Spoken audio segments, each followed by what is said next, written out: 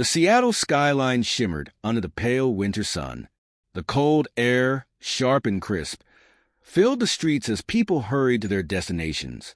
In the middle of it all, Bill Gates walked alone, bundled up in a simple jacket. He wasn't in a rush, though.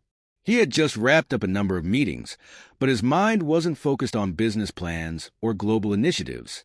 Instead, his thoughts drifted to the homeless problem in the city.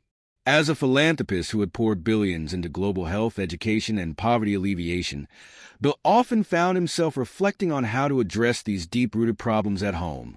Bill's footsteps echoed on the path as he walked through one of his favorite parts of the city. He had always been drawn to the quieter, less commercial areas, where the heart of the community seemed to pulse a little more genuinely. That's when he saw him.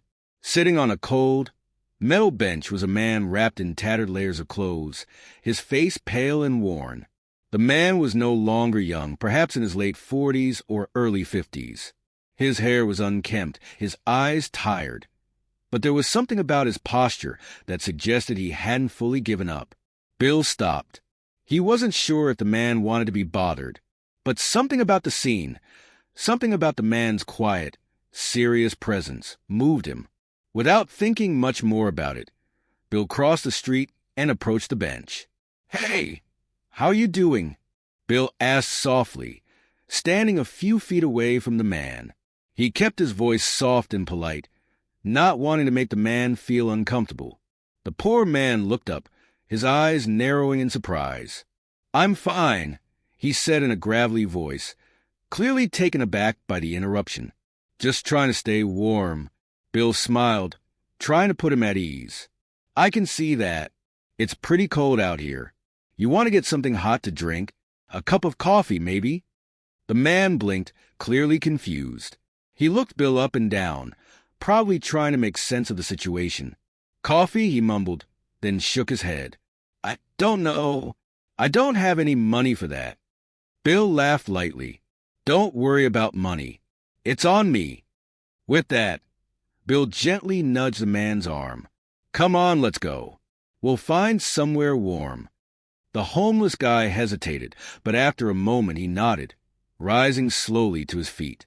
The two of them walked in silence to a nearby cafe, a small, cozy place tucked between two buildings. It was warm inside, the smell of freshly brewed coffee filling the air. Bill led the man to a corner seat. "You want to sit here?" Bill asked, motioning to the booth. The man nodded, slowly lowering himself onto the seat. Bill took a seat across from him and signaled the server for 2 coffees. The man seemed unsure of what to do next, his hands playing with the sleeve of his coat. Bill, however, was patient. He waited. After a few moments, the man spoke. "I don't know what to say, man. Nobody ever asked me if I'm all right." He paused, looking out the window at the snow beginning to fall outside. "Most people just ignore me, like I'm invisible." Bill's eyes softened.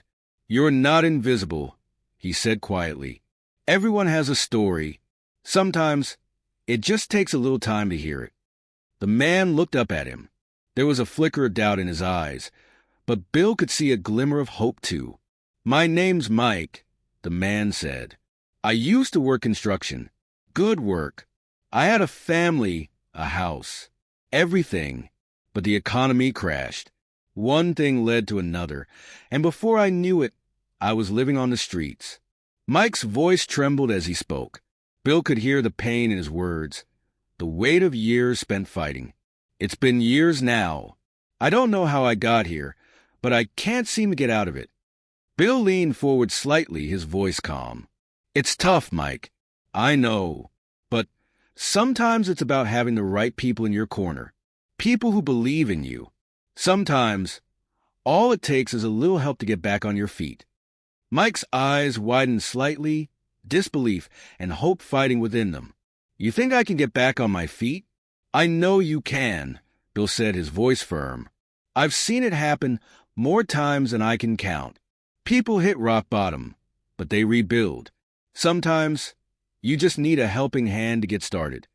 The barista brought their coffees over, and Bill motioned for Mike to take his cup.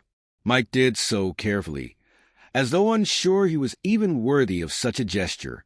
"Mike," Bill added after a pause, "I've been involved in a lot of projects over the years. Global health, education, innovation. But I think the most important thing we can do is help people directly. Give them the tools they need to find a way out of hardship." Mike took a sip of his coffee, his fingers curling around the warm cup. "You're serious about this, aren't you?" he asked. Bill nodded. "Absolutely. I've worked with a lot of people in tough situations, and I've seen how powerful it can be when someone believes in you. You don't have to do it alone." There was a long silence between them, both men lost in their thoughts. Bill watched Mike, wondering what had gotten him to this point and what could be done to help him move forward. Finally, Mike spoke again. "I don't know where to start. I don't even have a place to stay." Bill smiled gently. "I know some organizations that can help with that. There are shelters, housing services, and when you're ready, there are job training classes. I'll make sure you have everything you need." Mike blinked, clearly stunned. "You'd really do that for me?" "Of course," Bill answered. "It's not about charity. It's about giving people the tools to help themselves. You have promised, Mike. You just need someone to help you open it." The conversation turned to more practical issues after that. Bill took the time to explain area resources and support networks, making sure Mike knew exactly where to go for help. He even made a few calls to ensure that Mike would have a place to stay that night. By the time they finished their coffee, Mike had a small but real sense of hope. The weight of years of suffering didn't vanish. But for the first time in a long time, it seemed a little lighter. As they split ways outside the cafe, Bill gave Mike a firm handshake. "I'll be checking in on you, all right?" Mike smiled for the first time that day. A real smile, not the guarded half-smile that came from years of rejection. "I'll do my best," he said. Bill watched him walk away, feeling a sense of fulfillment that went beyond any business success. Sometimes, the most important work was the work done one person at a time.